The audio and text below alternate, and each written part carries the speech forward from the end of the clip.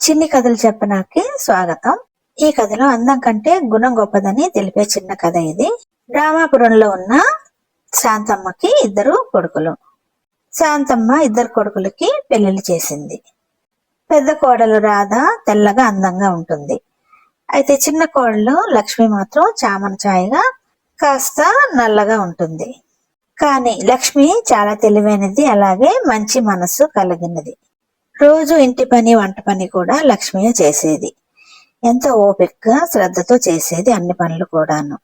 శాంతమ్మకి చిన్న కోళ్ళ లక్ష్మి కంటే పెద్ద కోళ్ళ రాధ అంటేనే ఎక్కువ ఇష్టం. ఎందుకంటే లక్ష్మి అందంగా ఉంటుంది, అలాగే కాస్త కోస్తో చదువుకున్నది కూడాను.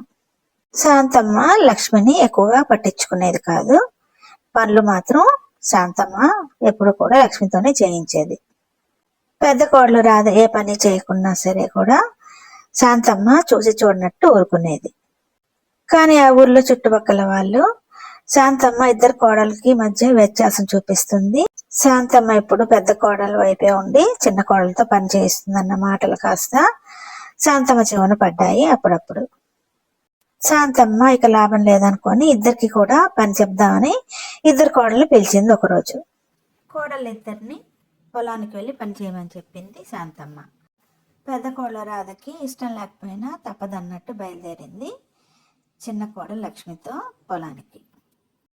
ఇద్దరు పొలానికి వెళ్ళారే కానీ పెద్ద కోడలు రాధ మాత్రం అలసిపోయినట్టుగా చెట్టు కింద వెళ్ళి కూర్చుంది.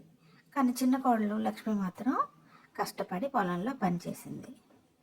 కష్టపడి పనిచేస్తున్న లక్ష్మిని చెట్టు కింద కూర్చొని పరీక్షించసాగింది రాధ.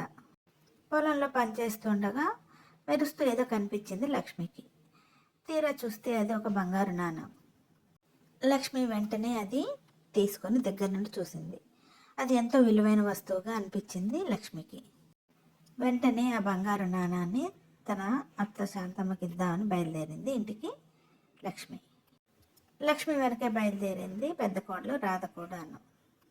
పరుగు పరుగున నాణంతో ఇంటికి బయలుదేరిన లక్ష్మి అత్త చేతికి ఇచ్చింది బంగారు నాణాన్ని.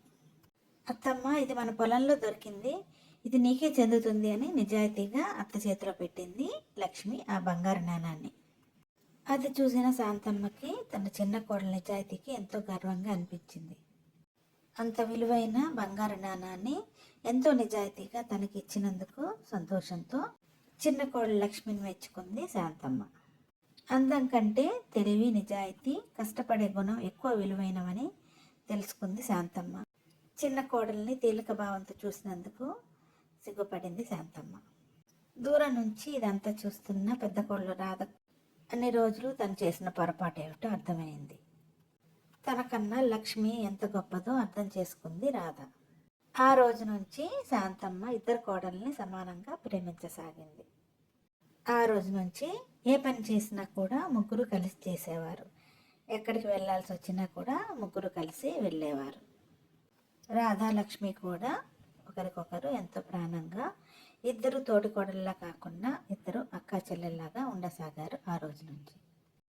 అందం కన్నా మంచి మనసు, నిజాయితీ ఎప్పుడు కూడా గొప్పవే కదా.